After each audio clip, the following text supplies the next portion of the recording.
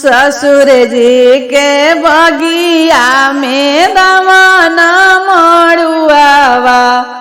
फूलावा फूलेला कचनार फूलावा फूलेला कचनार सारावा के बगिया में दवाना मड़ुआवा फूलावा फूलेला कचनार फूलावा खिलेला कचनार घोड़ावा चढ़ल अइले दुल्हा दुलरैता दुल्हा रौंदे सारा बगिया के फूल करावा चढ़ल अइले दुल्हा दुलरैता दुल्हा रौंदे सारा बगिया के फूल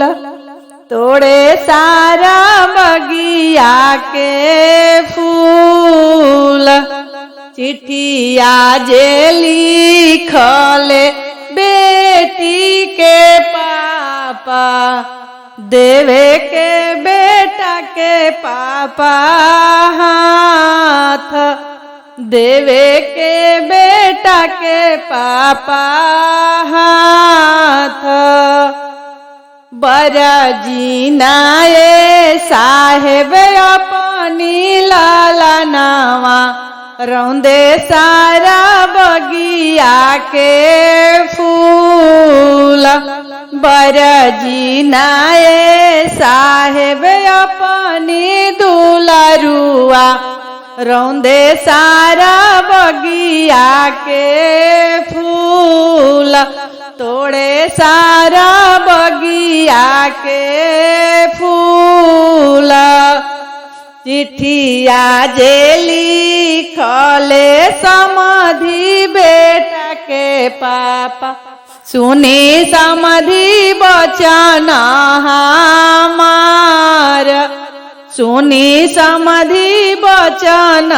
हमार बला काजे रहिते बरी जीवलु दिहाती छाएला बरी जलो ना जाए छाएला बरी जलो ना जाए अपन बगिया समधि अपने समारी छाएला बरी जलो ना जाए।